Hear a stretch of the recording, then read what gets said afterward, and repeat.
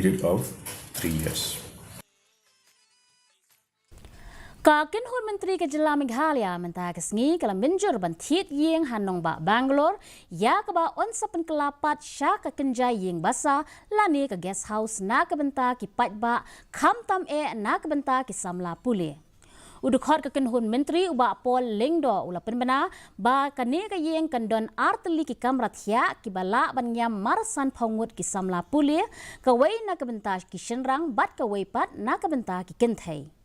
Ulapan pauru ia ki jingtmu bantai ia ke Meghalaya House ham Bangalore ban ai jing kershan syu ia ki pat ba ke Jilla. 2 dorms for girls and boys, 50 boys and 50 girls.